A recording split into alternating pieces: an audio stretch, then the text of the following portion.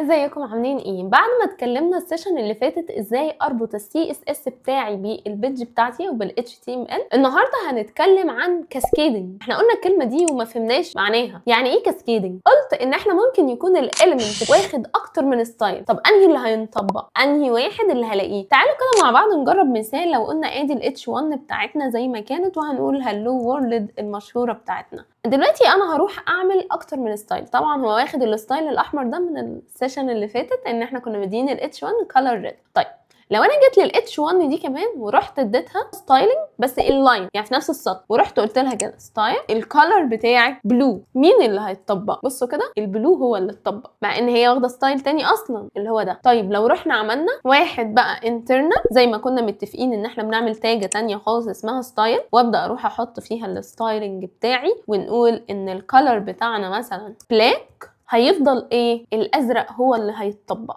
فايه اللي حصل عندنا؟ اللي هيتطبق اللي لونه ازرق. يبقى انا كده افهم ان الاليمنت بتاعي مهما ياخد اكتر من ستايل، في واحد اللي هيتطبق دونا عنهم كلهم. بيبقى عباره عن ايه؟ او مين اللي ليه اولويه عن مين؟ اول واحد الالاين، اول واحد اللي ليه اولويه ان هو يتطبق اللي هو الالاين، بعدها على طول الانترنال، وبعدها الاكسترنال. يعني انا دلوقتي لو رحت شلت الالاين اللي هو ده، مين اللي هيتطبق؟ الانترنال ولا الاكسترنال؟ قال لي لا، اللي هيبقى ليه اولويه ساعتها الانترنال، وبالتالي هنلاقي لونه بقى اسود، جاب اللون ده. يعني خلونا برضو نخليه لون تاني بحيث نحس بالفرق. مثلا نقول ده، بصوا كده بقى اللون اللي هو ايه؟ الانترنال، وما راحش طبق الاكسترنال. ما احنا عندنا واحد تاني اهو بس ما طبقهوش. طب لو انا رحت بقى شلت الانترنال خالص كده ما بقاش في حاجه، ساعتها هيطبق مين؟ الاكسترنال. يبقى انا كده عارف مين اللي ليه الترتيب، مين اللي ليه الاولويه. تعالوا كده ناخد مثال مع بعض صغير خالص وانتوا توقعوا الناتج هيبقى ايه. يعني مثلا انا هروح لل H1 دي وهقول لها الستايل بتاعك، يعني خلونا كده نقفل ده ونقول له ان الكالر بتاعك هيبقى لونه مثلا بلو، وهنقول له واخد فونت سايز. فونت سايز دي هنتكلم عنها برضو، بتتحكم في المقاس بتاع الفونت هيبقى عامل ازاي. ده اول ستايلنج.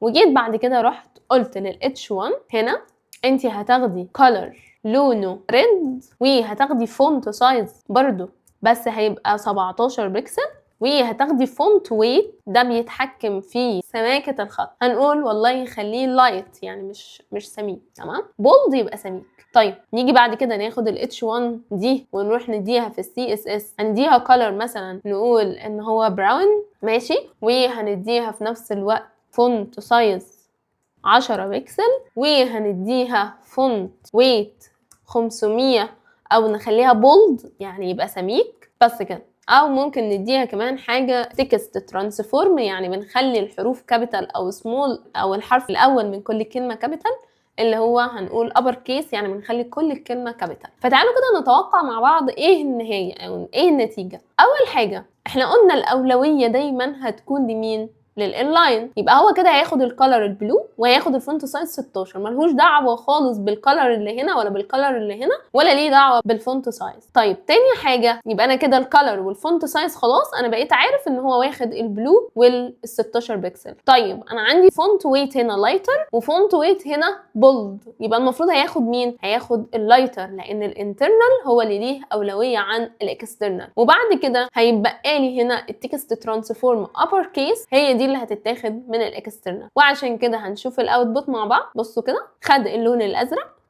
ادي اللون الازرق، خد الفونت سايز اللي هو الحجم بتاعه 16 بكسل، خد اللي هو الفونت ويت لايتر، عشان كده شفتوا مش سميك ازاي. يعني انا لو رحت شلتها دلوقتي بصوا هيرجع تاني سميك كده تخين شويه. وبعد كده خد الابر كيس ان كل الحروف بقت كابيتال. وكده احنا فهمنا مع بعض ايه هي الكاسكيدنج عموما في السي اس اس. اشوفكم ان شاء الله الفيديو الجاي.